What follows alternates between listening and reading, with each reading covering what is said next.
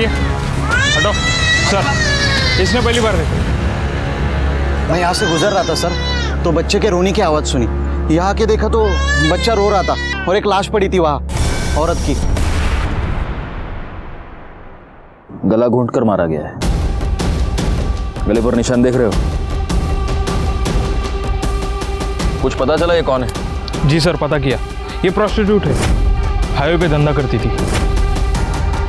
Backward, पिछले हफ्ते में जिस औरत की डेड बॉडी मिली थी वो भी तो प्रोस्टिट्यूट थी। जी सर। ठीक है, फॉरेंसिक को बुला और इसकी लाश पोस्टमार्टम के लिए भेज दो। सर।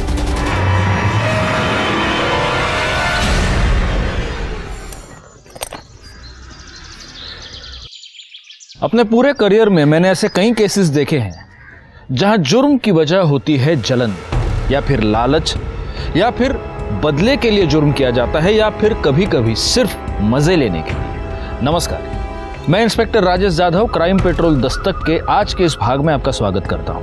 आज मैं आपको जिस केस के बारे में बताने जा रहा हूं, वहां जुर्म की वजह थी एक आदमी की सनक।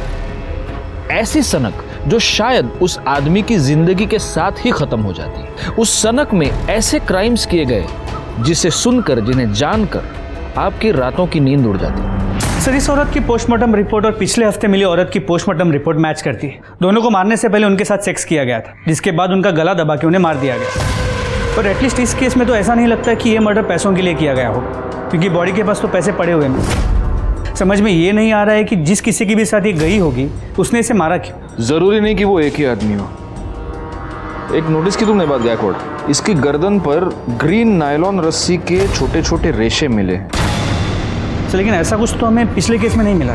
हो सकता है तब रस्सी नहीं हो।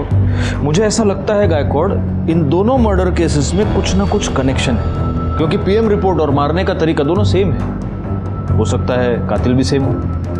सर, ये बच्ची कब से रो रही है, चुप ही नहीं हो रही है।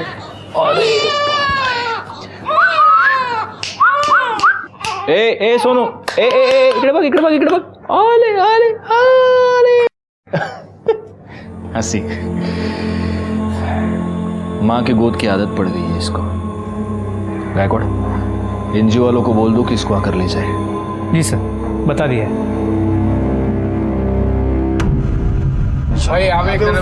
इधर दे, इधर दे। चल चल जल्दी हाथ चला राजू। हाँ भाई, चल एक। ये देना। अरे जाना दूंगा, एक मांगने आ गया, तू दे दे मेरे को। हे राजू, भिखारी, बहुत डेली का उसका। अरे बच्चा है, कुत्ता नहीं है। चल बेटा, भूख लगी तेरे को, वड़ा पाव दे उसको, दे वड़ा पाव। ले भाई, और दू क्या? चल काम कर, चल जल्दी जल्दी कर। अरे भाऊ, याद है वृंदा वहिनी का फोन आया था? अरे हाँ, वो मेरा बात हुआ, वो सुबह मिल नहीं पाया ना, बस वही बोल रही थी। और ये क्या है, तू वहिनी वहिनी लगा रखा है, अभी तक लगन नहीं हुआ मेरा और उसका। तो भाव नहीं हुआ तो हो जाएगा ना। आई, जो महेश अंकल ने चॉकलेट दी थी ना, वो मुझे दो ना। चॉकलेट चाहिए तुझे? देती हूँ।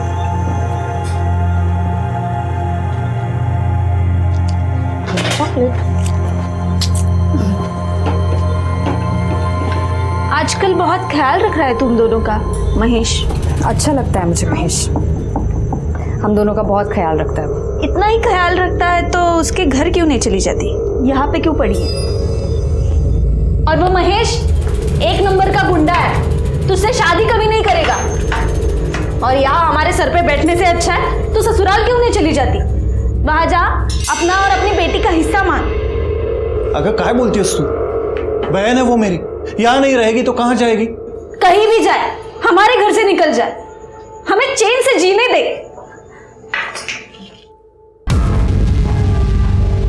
लो, नाम लिया और हाजिर हो गए। इन्हें लेने आए हो, लेके जाओ, जाओ।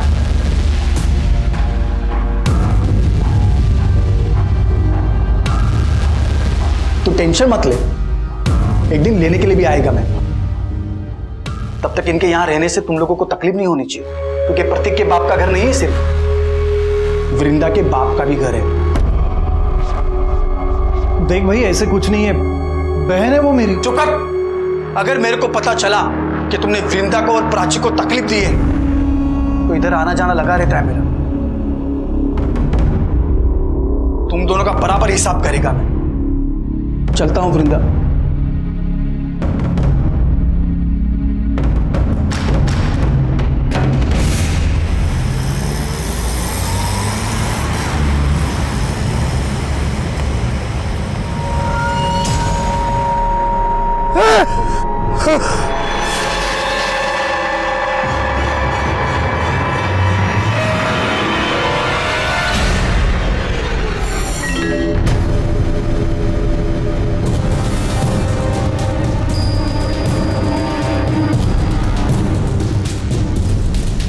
गले पर निशान देख रहे हो?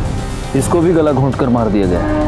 मतलब चांसेस है कि ये भी प्रोस्टिट्यूट हो सकती है। अगर ये है तो फिर ये कोई ऐसे सीरियल किलर का काम है जो सिर्फ प्रोस्टिट्यूट्स को अपना टारगेट बना रहा है। मगर वो इन्हें मार क्यों रहा है? क्या मोटिव हो सकता है?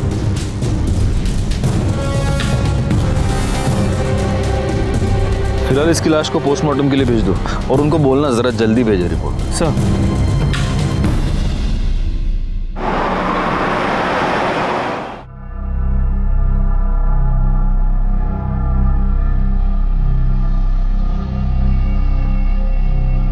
मंग्या की आई कह रही थी आज हाईवे पे एक और औरत की लाश मिली है। चांदनी, हसीना और अब पिंकी। ऑफ कोर्स ये इनके असली नाम तो नहीं होंगे। 3 प्रोस्टिट्यूट्स का मर्डर हुआ है और वो भी हाईवे पर जहां कोई सीसीटीवी कैमरा नहीं है। बहुत ही प्लानिंग से ये सब कर रहा है गायकवाड़।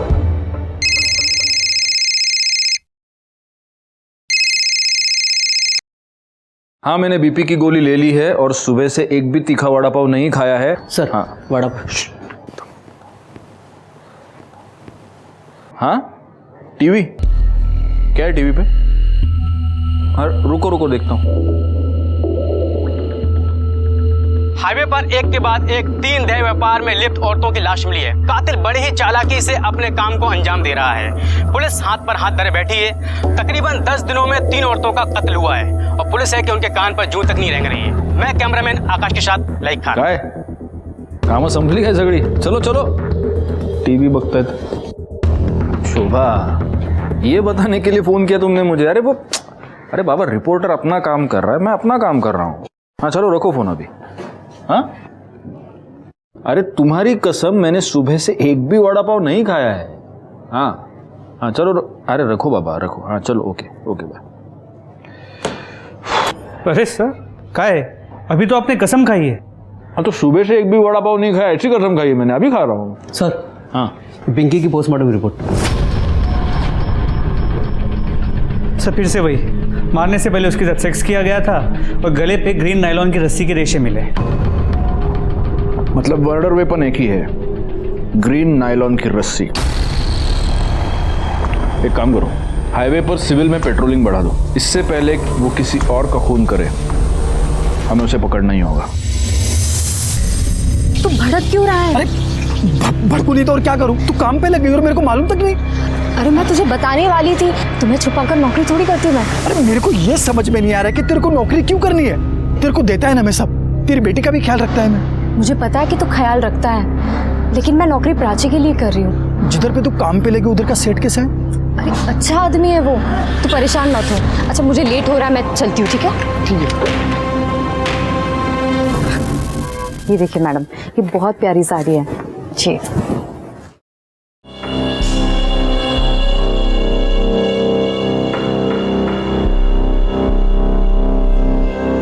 अब पैसे काउंटर पे दे दीजिए।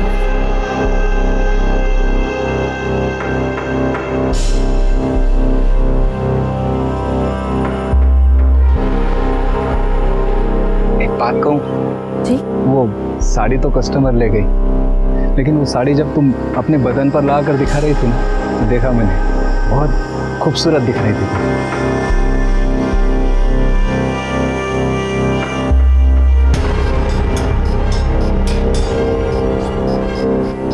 वैसे सोचता हूँ वैसी सेम साड़ी तुम्हें गिफ्ट दे दूँ, पर अगर मैं तुम्हें साड़ी गिफ्ट दूंगा तो तुम्हें भी तो मुझे कुछ देना पड़ेगा ना, समझ रहे हो ना? पगार भी बढ़ा दूंगा।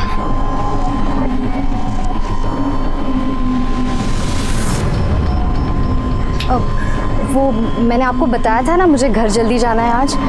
मैं जाऊँ क्या? हाँ हाँ जाओ ना, लेकिन जो मैंने कहा ध्यान में है ना।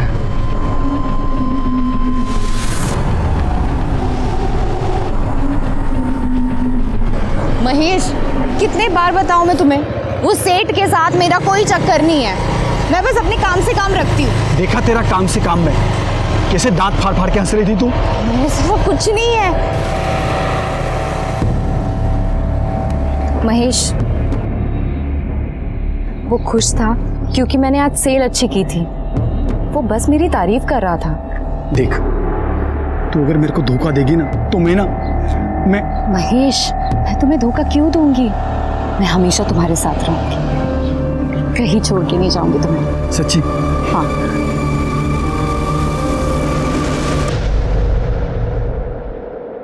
दीपा, ए दीपा, सुन तो, या देख दीपा, अच्छी तरह से बता रही हूँ, तेरी वो विधवा ननद वहाँ गली में उस महेश के साथ गुलछर्रे उड़ा रही है। अच्छा दिखता है ये? आखिरी बार समझा रहे हो? ये सब यहाँ नहीं चलेगा, अच्छे से समझा दो उसको। बहुत हो गया अभी, और नहीं सहन कर सकती मैं। बहुत सही। दीपा, अरे मेरी बात सुनो, इतनी छोटी बच्ची लेके कहाँ जाएगी ये? जहाँ जाना है जाए, और वो है ना उसका यार महेश, वो देख लेगा। दीपा, मेरी भांजी है वो। चलो बेटा, हो गया। अरे वो छोटी बच्ची है। चलो चलो चलो, बहुत हो गया, बहुत सुन लिया मैंने। दीपा, मेरी बात सुनो। मैंने बहुत सुन लिया। बिल्कुल। दीपा,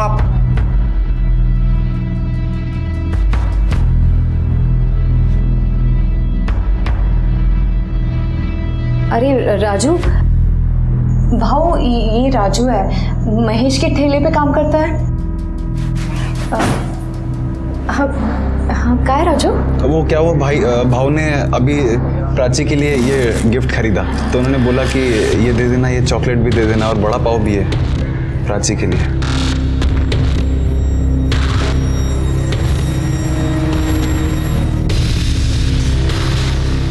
मैं चलता हूँ।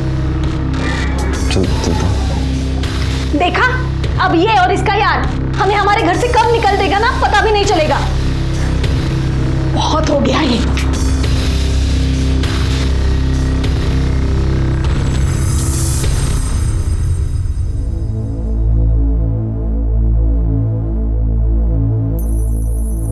देखिए आए वृंदा को। अरे क्या हुआ, ऐसा चुप क्यों है? कुछ हुआ क्या? अरे बोल ना, कुछ हुआ क्या? भाव, वृंदा बहनी के साथ कुछ ठीक नहीं हो रहा उस घर में।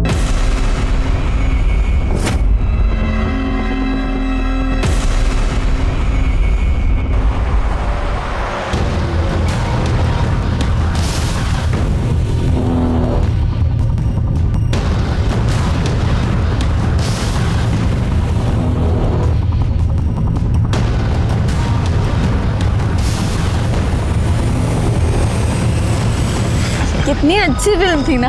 हाँ। कितने दिनों बाद ऐसे बाहर निकले हम लोग। कितना अच्छा लग रहा है। वरना तुम्हारी बहन, उसने तो जीना हराम करके रखा है हमारा। तुम क्यों सोचते हो उसके बारे में ऐसे? महेश, अरे महेश, मार क्यों रहा है उनको? अभी तो सिर्फ थप्पड़ मारा है, इसके आगे सोच भी नहीं सकता कि मैं क्या करेगा। समझा दे तेरी बाइकों को कि अगली बार वृंदा के सामने ऊंची आवाज में बात हुई की ना, काट के इधर ही गाड़ देगा मैं तुम दोनों को, समझा ना?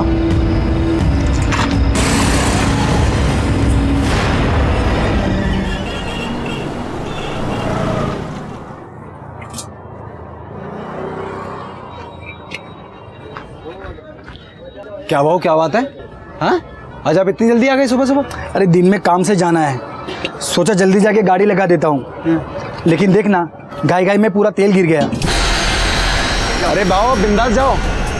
अरे आप बिंदास जाओ, मैं संभाल लेगा। जाओ। पक्का संभाल लेगा ना? भाव आप बिंदास जाओ, मैं संभाल लेगा सब कुछ। दो। ठीक है।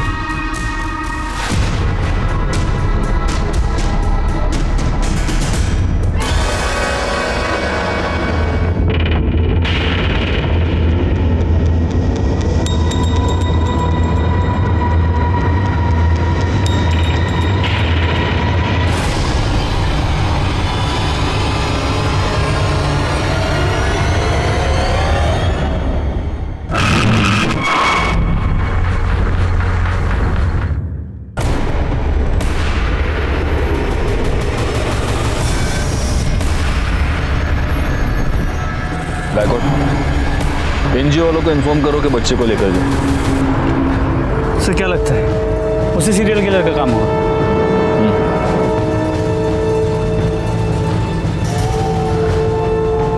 या तो वो हमसे 2 कदम आगे चल रहा है या हम बहुत स्लो है।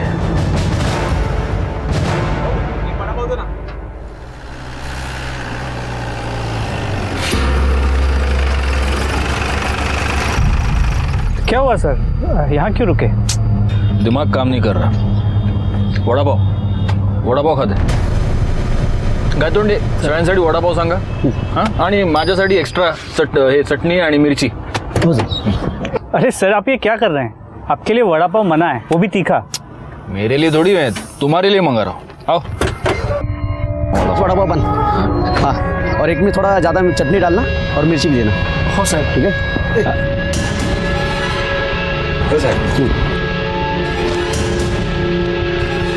क्या सगळ्यांनी ये आपका चटनी वाला।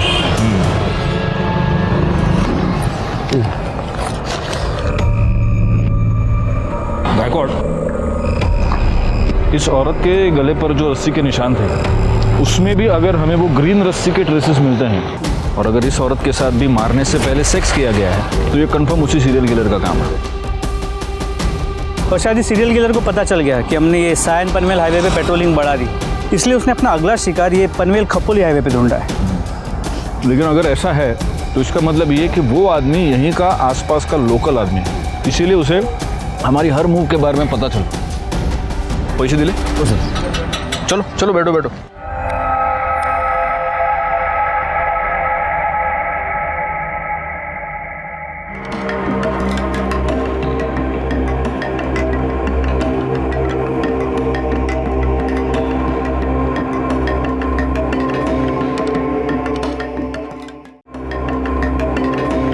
तुझी गाड़ी है करे? हो साहब। पावती है ना साहब?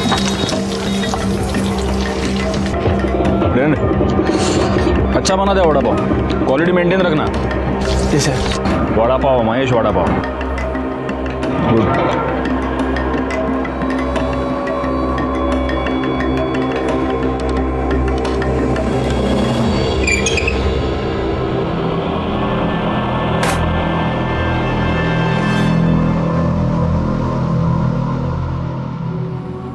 आज फिर तो किसी को मार दिया? हाँ, सबको मार देगा मैं, सबको मार देगा मैं। बस कर अब, बहुत हो चुका। किसी को नहीं छोड़ेगा मैं, सबको खत्म कर देगा मैं। चला।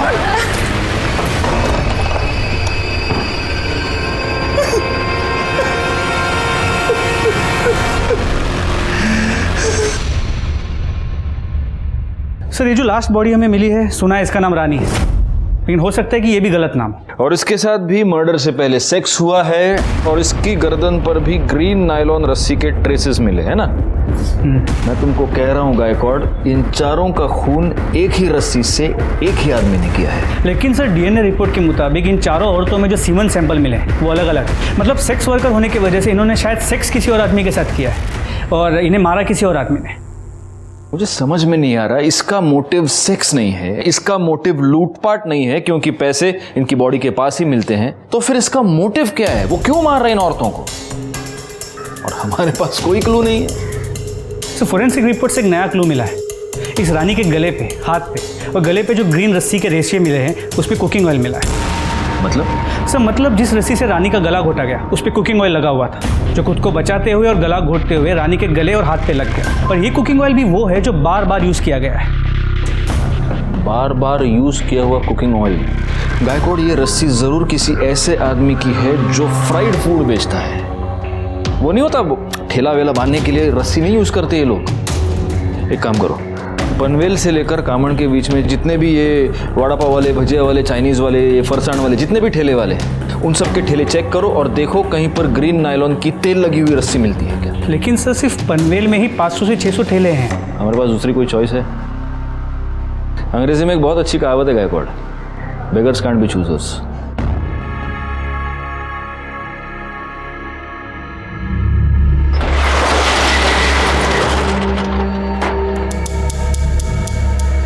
शटर क्यों बंद किया? तुमने तो कहा था ना कि बदले में कुछ दोगे, हाँ? तो अब ना मत करना।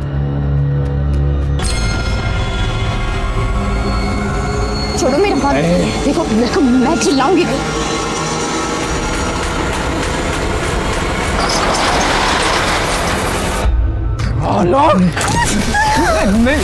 हाथ कैसे लगाए तुम? हाथ कैसे लगाए? गलती हो गई, मैं गलती हो गई। मैं छोड़ेगा तेरे को, खत्म कर देगा तेरे को मैं। महेश छोड़ दो, वापस नहीं करेगा, छोड़ दो। वापस नहीं। क्या नशा करता है तू निकल बिल्डा ना। बोला था ना, मैं बोला था ना नौकरी करने की जरूरत नहीं है। देखा ना क्या हुआ, जबरदस्ती कर रहा था वो हरकत। अरे तेरे को लाख बार समझाया कि ज्यादा हंसने बोलने का नहीं। प्रॉब्लम सिर्फ उसकी नहीं है, तुम सारे आदमी एक जैसे होते हो। एक अकेली औरत देखी नहीं कि सहारा देने के नाम पे उसका फायदा उठाने की कोशिश करते हो। जिसे देखो वो मेरी लाइफ को कंट्रोल करने में लगा पड़ा है। घर में वो वही नहीं है, दुकान में वो गिरीश और यहाँ तुम। मुझे नहीं रहना है, मैं जा रही हूँ। सुन, तू इतना भड़क क्या हो रही है? क्या मांगता क्या है तेरे को? बोल, मैं करेगा ना तेरी मदद। बोल, क्या मांगता है तेरे को? तो लगता क्या है मेरा? हम दोनों का रिश्ता क्या है? रिश्ता मांगता है? मैं करेगा तेरे साथ शादी। क्या बोलती है? तू सचमुच मेरे साथ शादी करेगा? तू सिर्फ हाँ तो बोल, मैं कभी भी तेरे घर रिश्ता लेकर के आ जाऊंगा। और वो तेरी एडी वही नहीं है ना, वो खुशी के मारे नाच उठेगी कि चलो अच्छा हुआ पीछा छूटा। अरे अब तो हंसो पहुंच लेना। अरे हंसना, अभी करेगा ना मैं तेरे साथ शादी।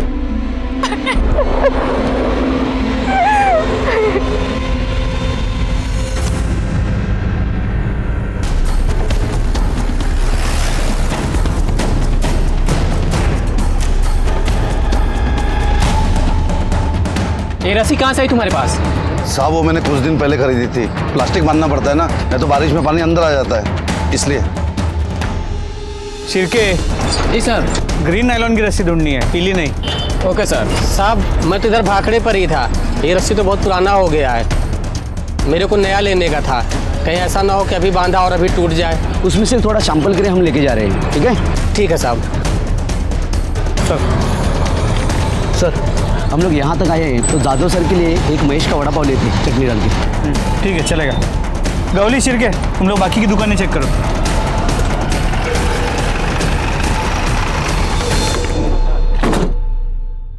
सर ये तो बंद है।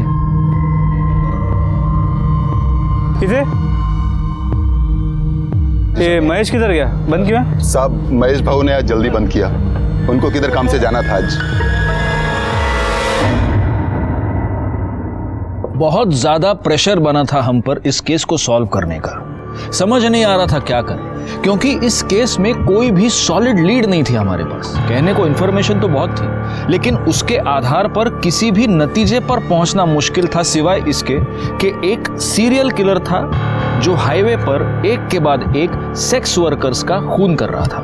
और तभी एक ऐसी घटना घटी जो इस प्रोस्टिट्यूट वाले एंगल से अलग थी।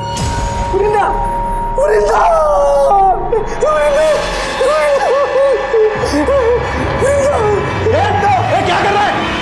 क्या कर रहा है? वृंदा, वृंदा, वृंदा, वृंदा। दीपा, वृंदा को किसी ने मार दिया। वृंदा को क्या हो गया? बेटा, तुम्हें अंदर किसने बंद किया? मैं अंदर खेल रही थी और बाहर से किसी ने कड़ी लगा दी। अरे वो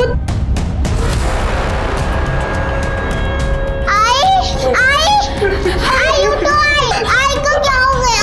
आई उठो। महेश ने मारा होगा। महेश ने वृंदा को मार दिया। अरे कोई आओ, अरे आओ, देखो क्या हुआ। अरे महेश ने मार दिया वृंदा को। अरे तुम देख क्या रहे हो? फोन लगाओ पुलिस को। अरे महेश ने मार दिया वृंदा को, उसको देखो। पुलिस को फोन करो। Hello police station.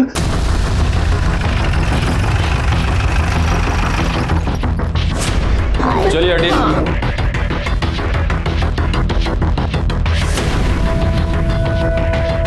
इनको बाहर निकालो सबको। जरा आप भी पीछे हो जाइए।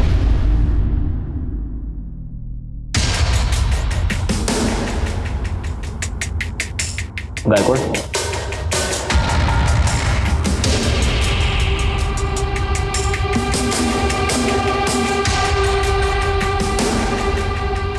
एक काम करो गायकवाड़, पंचनामा करो और बॉडी को पोस्टमार्टम के लिए भेज दो और फॉरेंसिक टीम को भी बुला लो।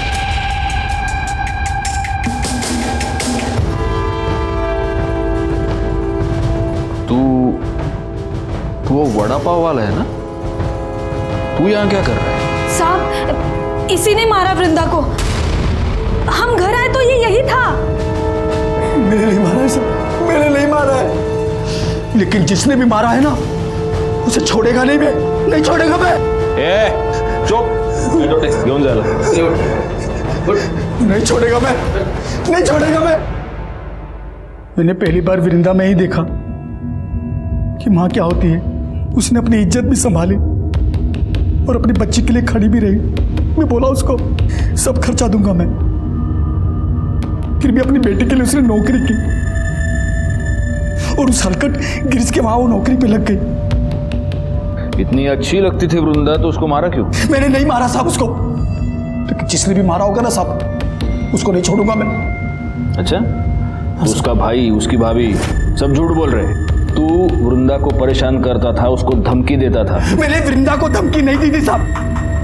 मैंने प्रतीक और दीपा को बोला था कि उसको परेशान ना करें। मैंने तो वृंदा को सिर्फ इतना ही बोला था कि किसी के भी साथ ज्यादा हंसने बोलने का नहीं। अच्छा, क्यों नहीं हंसने बोलने का?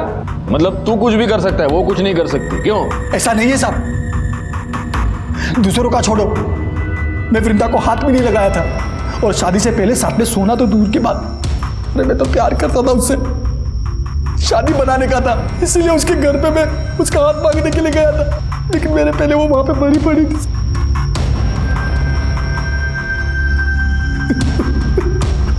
हाथ मांगने गया था? हाँ साहब, करीब 2 बजे के आसपास वृंदा का मेरे को फोन आया था।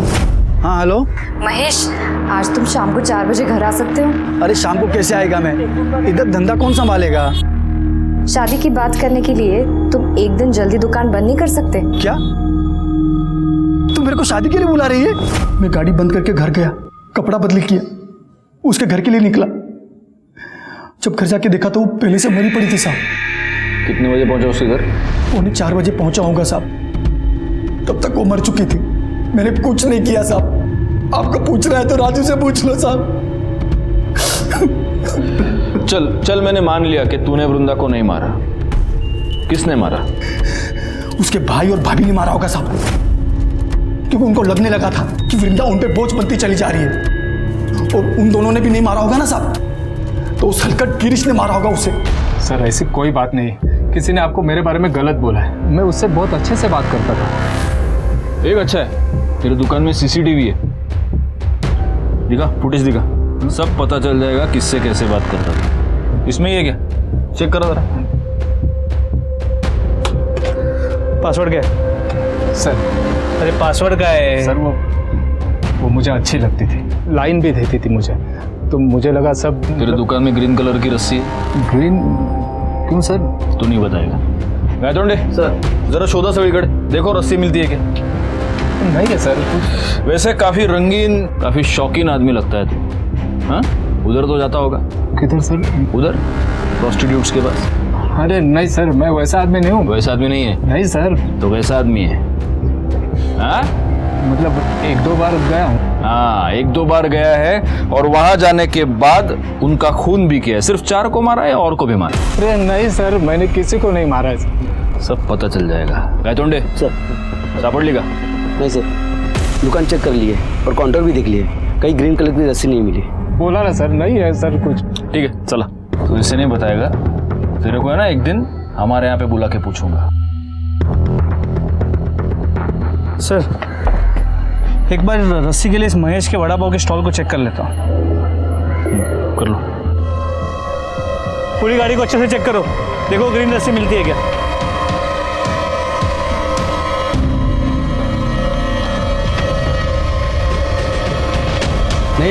नहीं है सर। सर, वृंदा की पोस्टमार्टम रिपोर्ट, इसके मुताबिक वृंदा के गले पे भी नायलॉन के ग्रीन कलर के रस्सी के ट्रेसेस मिले।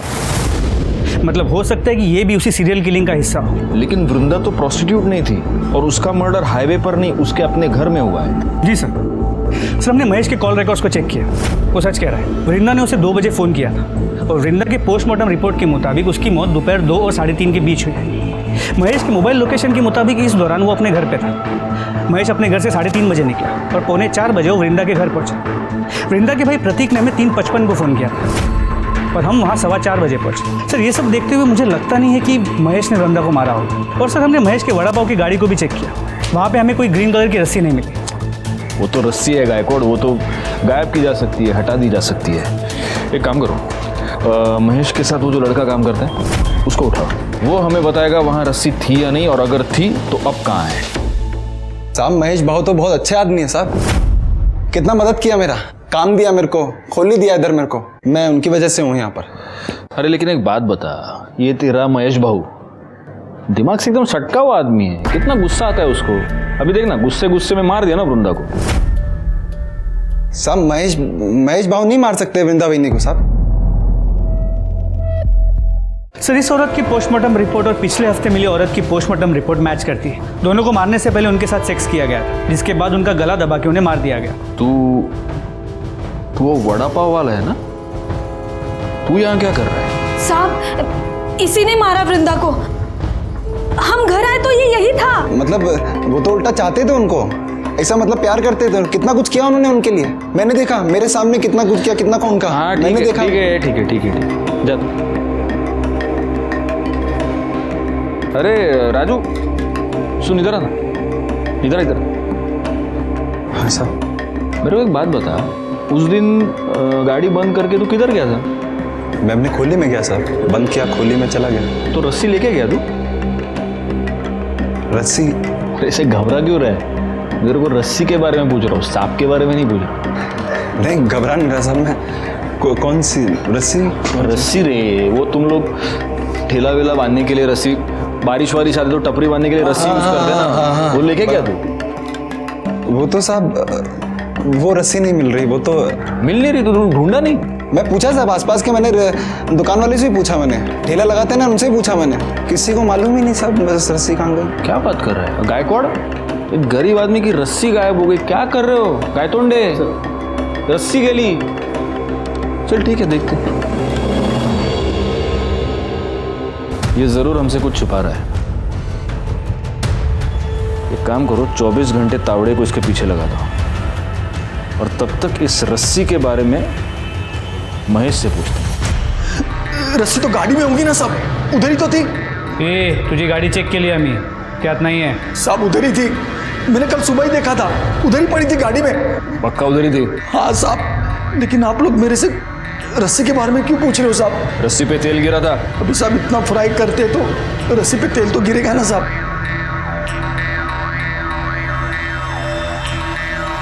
साहब अभी तो आपको पता चल गया ना मैंने कुछ नहीं किया है साहब, फिर तो मेरे को छोड़ दो साहब। और साहब मैंने कुछ नहीं किया है साहब। सर ये गिरीश के कॉल रिकॉर्ड्स। सर इस कॉल रिकॉर्ड के मुताबिक वृंदा के मर्डर के वक्त, मतलब दोपहर को 3:20 से 3:35 के बीच, ये गिरीश वृंदा के घर के आसपास ही था। उतला देना, इधर देख रहे,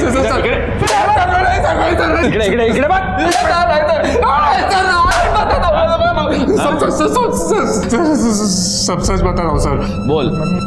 मैं कल गया था वृंदा के घर सर। हाँ, उससे माफी मांगने गया था और उसे वापस जॉब के ऑफर देने, क्योंकि वो मुझे अच्छी लगने लगी थी, उसको मिस कर रहा था सर मैं। पर मैं जब उसके घर के पास पहुंचा तो मैंने एक आदमी को वहां से भागते हुए देखा। दरवाज़ा खुला था सर, जब मैं अंदर गया तो देखा वृंदा जमीन पर मरी पड़ी है। मैं बहुत डर गया था सर, इसीलिए पहले झूठ बोला। सर मिर्ची लेके आओ, मिर्ची। ये अभी मिर्ची खा के ही सच बोलेगा। अरे सर आप मिर्ची क्या, मुझे गोली भी मारेंगे तो मैं यही बोलूंगा सर, क्योंकि यही सच है। तूने किसी को भागते हुए देखा? किसको देखा? हाँ, वही आदमी था जिसने तेरे साथ झगड़ा किया था वृंदा के ऊपर से? नहीं सर, कोई दूसरा था। अरे दिखता कैसे था बोलना? सर 24-25 साल का आदमी था, लंबी नाक की पतली दाढ़ी थी सर, दुबला पतला था। ये था? हाँ सर यही था।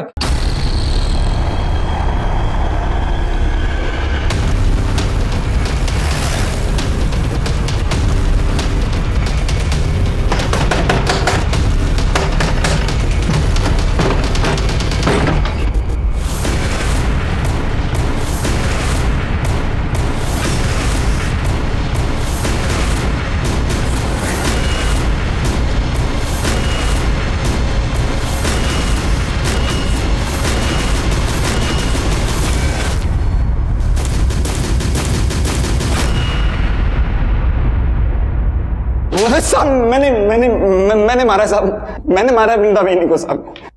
वो दिन जब बाबू दुकान बंद करके गया था, मैं रस्सी लेके बहनी के उधर चला गया था साहब मैं। अरे राजू तू? मालूम है, भाव का इंतजार कर रहे थे ना। अरे वो आज रोज की तरह थोड़ी ना आएंगे, आज तो सज धज के एकदम टिप टॉप बन के आएंगे वो। अभी तो उन्होंने बड़ा पाव भेजा आपके लिए। अच्छा भला एक गिलास पानी दे ना। हाँ देते हैं, आती है ना। हाँ।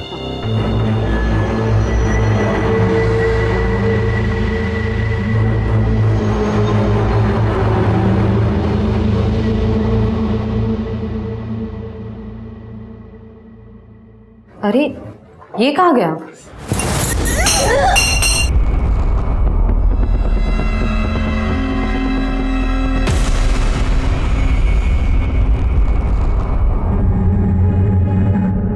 क्यों मारा वृंदा को? साहब मेरे को मालूम था साहब कि महेश भाई के आगे पीछे कोई नहीं है साहब। तो मेरे को लगा कि अगर महेश भाई वृंदा बहनी के खून के इल्जाम में अंदर हो गए तो पूरा ठेला मेरा हो जाएगा साहब। चल ठीक है, मैंने मान लिया वृंदा को तूने ये वड़ा पाव की गाड़ी की लालच में मारा। उन 4 औरतों को क्यों मारा? नहीं साहब मैंने नहीं मारा 4 लोग, मैंने नहीं मारा साहब। मैं क्यों मारूंगा? झूठ बोल रहा है। अरे साहब मैं झूठ नहीं बोल रहा, मैं तो सच बोल रहा हूँ। अभी महेश भाव ने मारा। मेरे को मालूम है साहब, वो रस्सी लेके हमेशा जाते थे सर किधर को भी। मैं सोचता था किधर जा रहे रस्सी लेकर, एक दिन तेल गिर गया उसके ऊपर साहब। वो निकले, मैं उनके पीछे पीछे गया और मैंने अपनी आंखों से देखा था।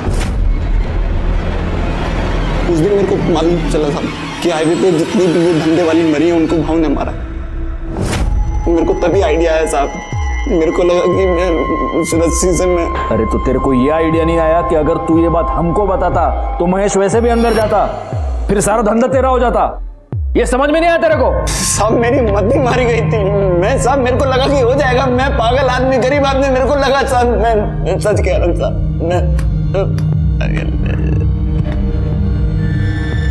महेश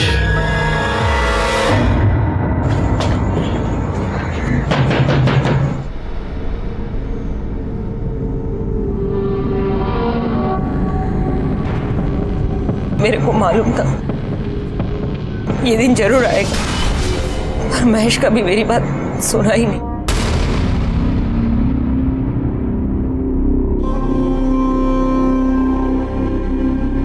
इसका मतलब आप ये जानती हैं कि हाईवे पर जिन औरतों के खून हो रहे हैं वो आपका बेटा ही कर रहा है। जी साहब। तो आपने ये बात कभी पुलिस को बताई क्यों नहीं? अब बेटा है मेरा, मैं कैसे बता दे?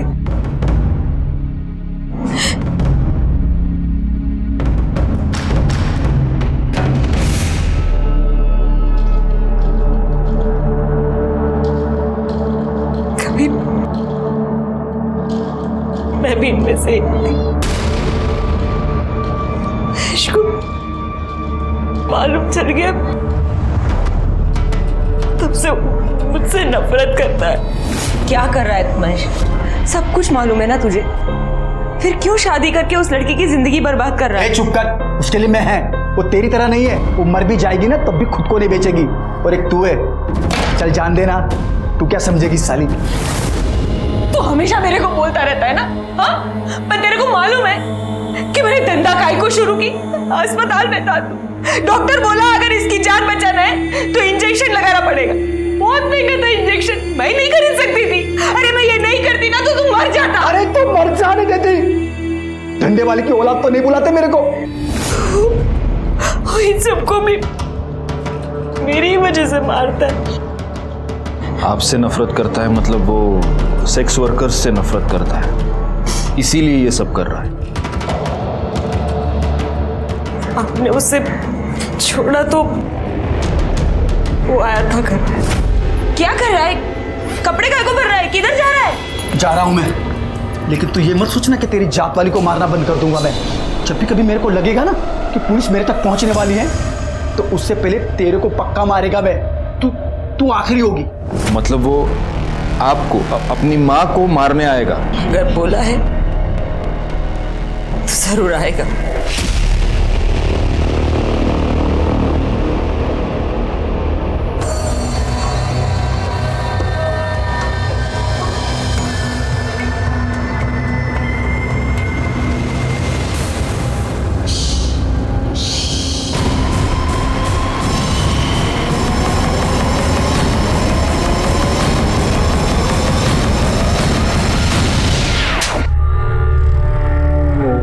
मैं 12 साल का हुआ जब मेरे को मालूम पड़ा कि मेरी आई क्या काम करती है। तुझे पता है तेरी आई क्या काम करती है?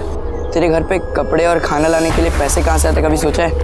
क्योंकि तेरे तो बाबा भी नहीं है। मुझे इतना पता है कि मेरी आई काम करती है, तो फिर काम करके ही आते होंगे। देखना है तुझे? चल तुझे दिखाता हूँ।